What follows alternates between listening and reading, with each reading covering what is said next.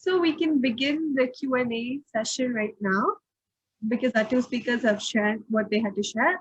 So for all our attendees, all your questions you can put in the chat below, and I will try to ask most of the questions that you put. So maybe we could begin that now. Any questions, any comments, thoughts on the sharing? Most welcome. Let's begin.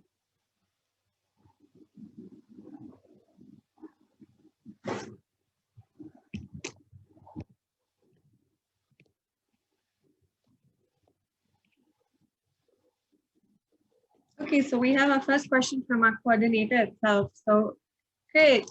In your opinion, what are some of the ways students or young adults can be involved in sustainability or environment? Maybe Rosmarie could go first. Yes. Yeah, in my opinion, of course, I think that Climate Student is a really great platform to be involved with if you are a student at a university. Yeah, I think that if you feel that you want to make a difference, you can start talking about it with your friends that you have. Yeah, you heard about the Climate Student movement, and ask them if they want to do some maybe event inviting climate students to speak about what we're doing and what you can do as a student. I think that could be a great start to inspire students to take action and dig where they stand. So yeah, that comes to my mind. Yeah, thank you. Thank you so much. What about Melinda? What do you think? Yes, I think at the individual level, there are a lot of opportunities to control our consumptions, right? So for instance, in Singapore, I think recently the government is very supportive on encouraging people to switch to renewable energy, for example, switch to electric vehicles. The governments provide a lot of incentives for households to switch to a cleaner energy sources for their consumption. I think that's really a good opportunity at the individual and household level that should be leveraged. Yeah, I think consumption is an important action for encouraging sustainability. Thank you for that. We have a next question. Maybe Ms. Melinda could continue because it's leading on to what you just said. So seeing how student-led environmental clubs have little leverage to persuade government, especially in the ASEAN countries, what do you think we as students can do to address this? I think for the university setting, I would say that there are two opportunities. First is short term, and then the second one is a more longer term. I think for the short terms, we have to ask our academic institutions to provide more, for example, support more research on climate change, and then support student groups to mobilize advocacy on climate change. I think that's a kind of shorter term, but in the longer term, we have to push our governments or starting from university, push them to lead by example. I mean, for instance, universities should demonstrate that they can cut their energy use. They should, for instance, certify their buildings to be more greener. And then another interesting thing is after COVID-19, I think this hybrid, this online event will stay, right? I think this is an opportunity to encourage more hybrid conferences in the future to really cut transportation, flying to a lot of destinations. I think that's really a good opportunity for academic institutions to act more on this. And then, of course, universities can disinvest from fossil fuels. A lot of funding from, especially the endowment fund from university, they should be directed to a more greener investment. I think, yeah, those two short-term and longer-term opportunities. Yep, I agree with you. In fact, in NTU and US also, we formed these groups called NTU Divest, NUS Divest, where they do push for universities to be accountable and transparent about where they're investing and to divest from fossil fuel investments. So I think that's really good. And that is something that's actually going on here right now. So the same, Michelle actually had the same question for Rosmarie. So how did student-led environmental organizations in Sweden be able to, gain leverage to have a talk with the government? How was it possible in Sweden? Was it a difficult process? How did you go about it? It was a really quick process because I founded the first student group at my university in the spring 2018, and yeah, as I said, after the summer and the forest fires and Greta Thunberg climate strikes, it was a lot of engagement among students, so we reached out from my university. We reached out to students in our own network at other universities and told them about the idea to start a local group to start help and push their own universities. So really quick, we got 5 such groups in Sweden. And when we had these 5 groups, we founded the national organization, Climate Students Sweden. And then we started to reached out to even more students at more universities and started more groups. So in just 3 months, we were 10 local groups. So all this happened really, really quick. And when we were 10, we decided to have a national conference for these 10 student groups. And so we invited the Minister of Higher Education to this national conference. Yeah, and she was and I also think that the other part was that we really, from the beginning, when we were only 5 groups, we met with the managers that are responsible for higher education's own climate impact, and they started to develop this framework. So I think that the Minister of Higher Education, she felt that now something is really happening. So I think that was the why she wanted to meet us so quick. Just half a year after we started to work, we had a meeting with the minister, and just some months after that, she made a change in the appropriation letter, so with stricter regulations for highs. So it was a really big change in just 1 year, actually. Yeah. Wow. I think it's true based on your story, what they say, power is lies with the people. Yeah, that's great. Yeah. Okay, so our next question is, do you have any advice for students who want to start sustainability projects, and what strategies do you think would be effective? Maybe Melinda, you could go. And then Yeah, maybe I have a very little experience on advocacy, but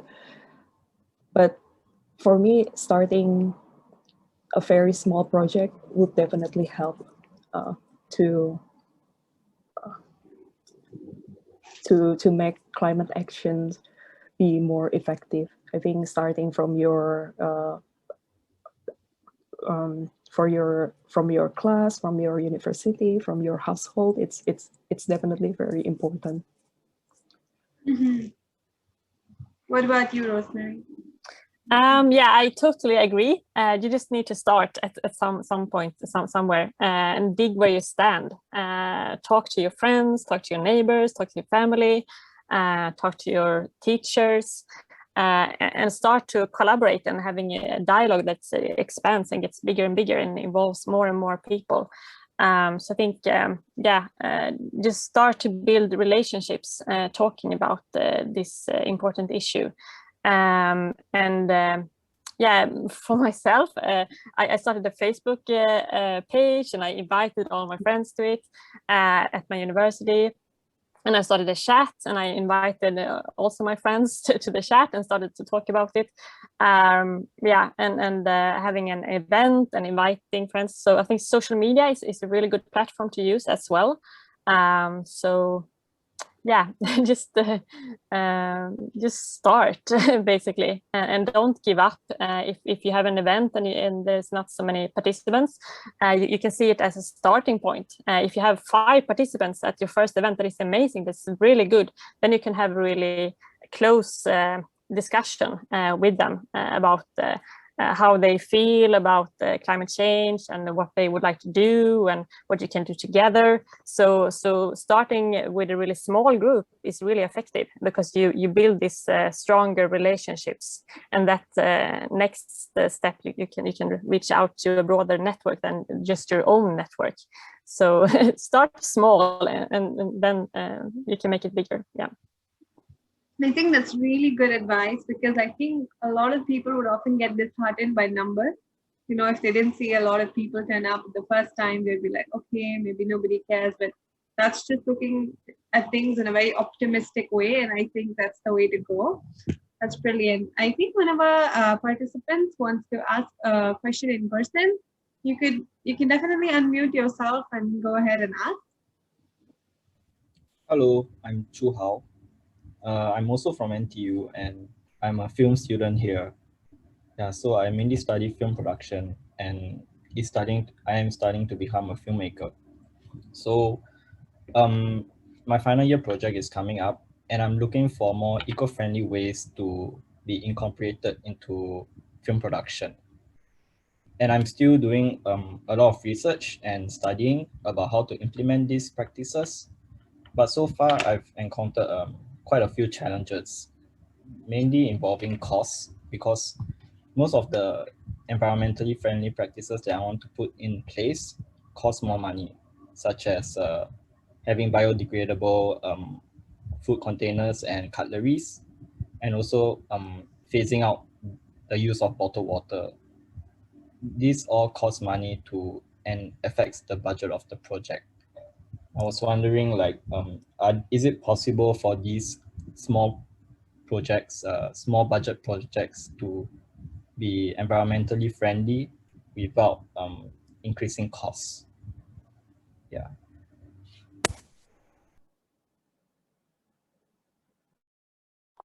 Melinda, would you like to start? I completely share your view on that. I think in the past couple of months, I think last year our institute also started to ban the use of single-use plastic bag and single-use cutleries for seminar conferences. So I completely agree with you that we have to be very selective in selecting our suppliers. And sometimes those suppliers are usually high-end, high-end suppliers. Because they use their supply chain is also very careful about the sustainability issue. I completely second. Yeah, I share that experience. I think another way to explore solution from your problem, maybe you could start to apply some grants.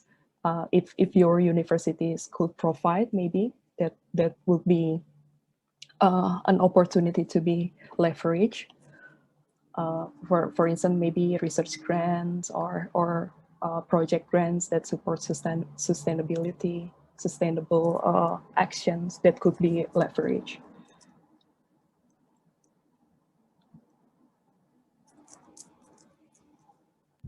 Thank you.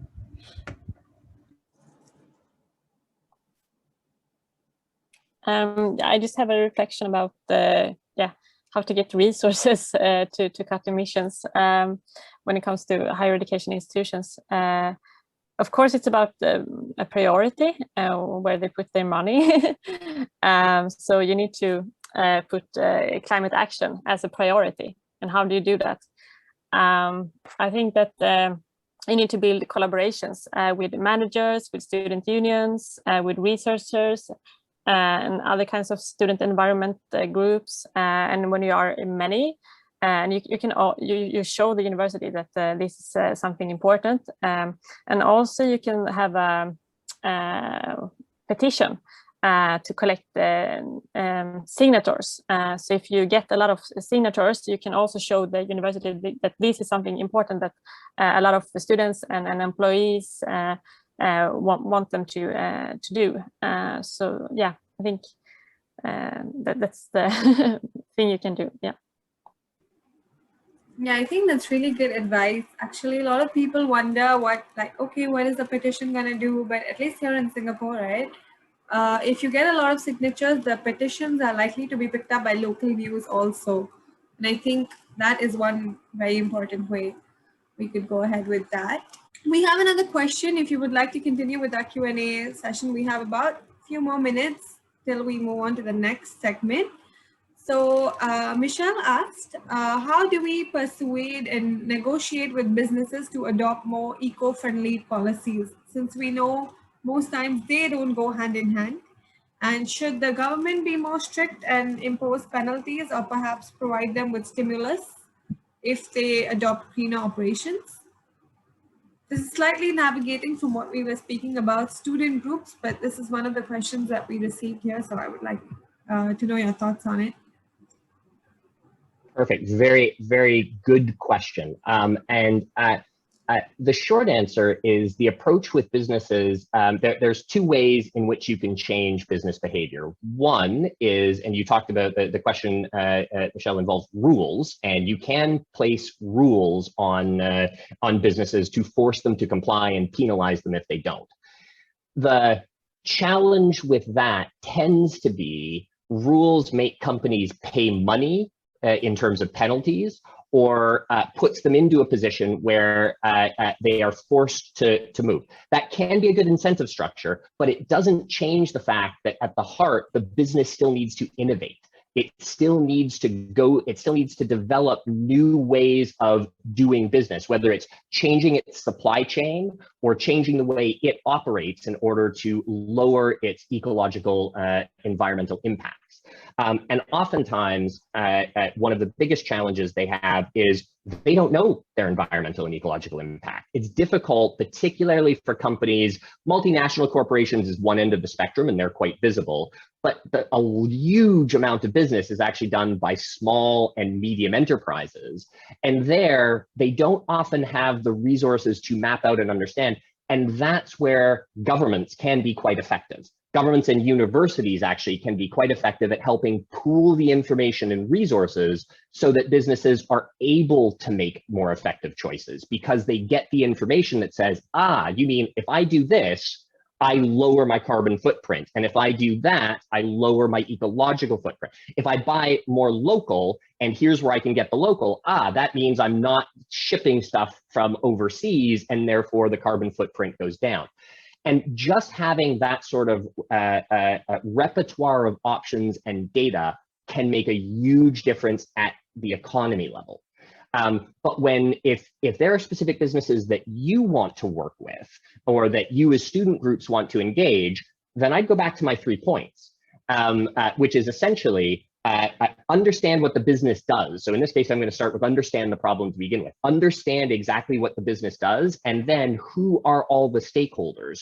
Who are the different employees? What do they care about? Who does the business serve? What do the customers care about?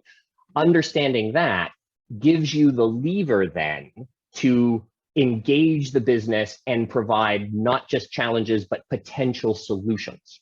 And particularly with businesses that are more national or more local, that will be, I have never found a business that will say no to a student group when they come with ideas to help them improve their business, because they'd be ludicrous to, because the students are for lack of a better way of phrasing it, students coming with ideas is free labor that they don't have to pay for, and they get those ideas and it helps change them. And it creates a really good relationship where students then can find themselves hired by the company and working with the company to help make that transition. And so looking for opportunities to form those types of partnerships, even with your entrepreneurship centers, with your innovation centers at your university, they're often looking for sustainability focused students and student groups, because businesses want that, and the innovation centers and entrepreneurship centers that's not what they do. They know how to do innovation and entrepreneurship. They don't do the sustainability. So if you bring that to them, again, you're bringing things that solve their problems, and it can really have a high level of impact. Rosmarie, I know you have experience and ideas here to share as well. Yeah, I think collaboration with the businesses, I didn't talk about that, but that's how we got sponsorship to be able to have the national conference, to invite students from all over Sweden to a conference. So collaboration with businesses can give you money basically as well. So that's important. And I think that when it comes to talking about higher education's role in society and what impact you can do as a student, I think that climate students, for example, I talked about the petitions, but to give you a more detailed picture about the petitions, and I really agree with you what you said, Jason, that it's really important to map where the impact that the university have on climate, and really understand what the problem is. And at my university, they had already made such report, the university themselves. So we had, we had the information already. So we could see that transport and energy was the main emissions. So for our petitions at my university, we had the demand that the university should halve their emissions from going traveling in 2 years to be in line with climate science. So we had a really specific demand in our petition. I think that created the engagement to sign the petitions, and also to have we had a meeting with the principal about this petition, having a discussion about what they could do. So I think that's really, really good. But talking about how that is connected to businesses, I think that the managers of the higher education institutions in Sweden, they told us when we met them that our biggest company in Sweden called SAS for air traveling, they actually have university as their biggest consumers. So it is universities mainly that travel in Sweden, the biggest. So if universities, of course, can reduce this traveling, it will have a major impact on this company to change. So yeah, just one example. So what you can do as a student, changing your university really has an impact also on the companies in your societies. 100%. Thank you, Rosmarie. Thank you for your thoughts. We have another question. That one question I received is, often, and I actually relate to this question a lot, is that even when we're starting movements, right, the student groups, the groups of students who care about this is it's still a minority compared to the large student body in the university itself. So how do we convince more and more people to join in? Because I actually understand this really well. I end up feeling alienated on a lot of days myself, because the way I am living, or my lifestyle, or like the way I'm trying to adapt to changes based on the realizations that I've been having, it is a little scary to just be like, oh, I feel like I'm in this by myself. So if for example, like if you're sitting in a group of people, everyone's eating, just a tiny example, eating out of like plastic containers, and then in your head, it's like, oh, the oceans are on fire. What are you doing? How to kind of invite more people into this so that it's more impactful, and you also don't end up feeling that your efforts are in vain because the majority is still not voicing out your concerns.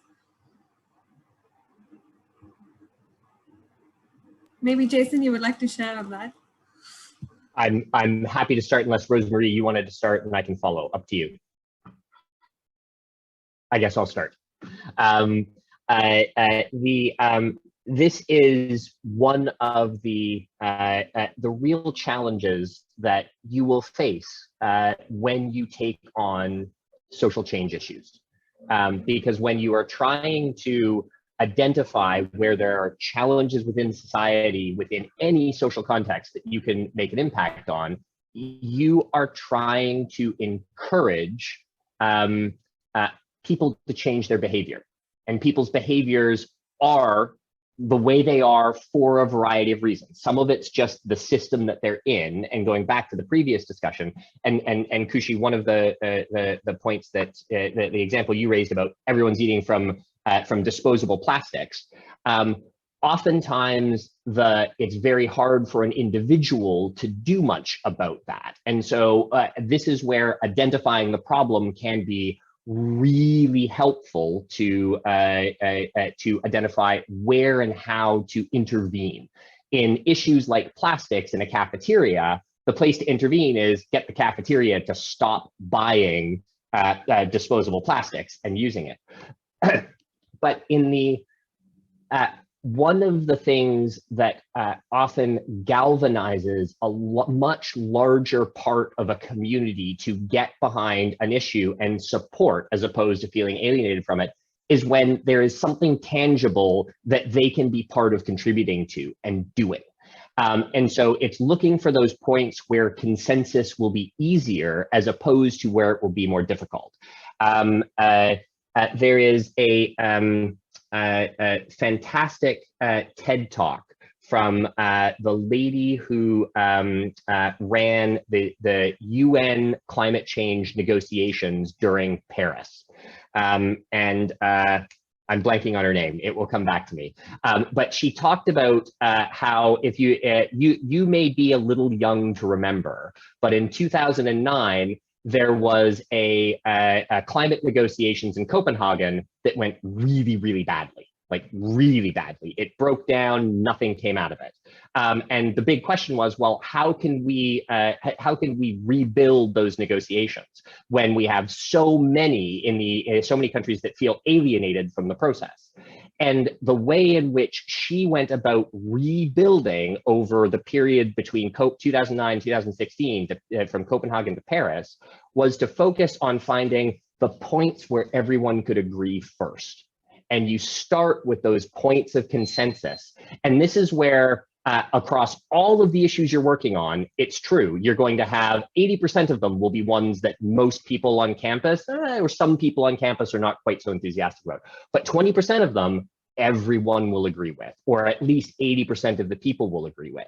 And starting with those may seem like low wins to begin with, but you build community and you build solidarity, and then you go for the next 10%, where there's more agreement than less, and then the next 10, and the next 10, and you build towards having the conversations with the really difficult issues once you've built a relationship and you have a sense of community. Because once you have that, it becomes, then even though they disagree, they're not going to say, forget it, I'm walking away, because they feel a part of the community. And there will be much more willingness on the part of those that are a little more reticent to engage in a discussion and find constructive ways forward. So start with building community as a key goal around issues where there'll be more consensus. Rosemarie.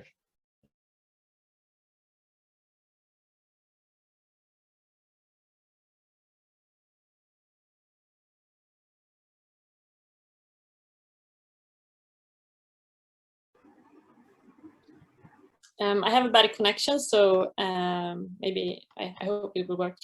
Yeah, I totally agree. And one thing that we did in climate students when we started my local group was that we talked about our own anxiety and our own motivations. what are we afraid of, and how do we feel about climate change, and how is it affecting our lives and our families, and what are we risking to lose in the future. So we went really personal. I think that made a strong bond between us, because we know, yeah, we get to know each other basically, talking about it, and also it gave us a sense of how important it was.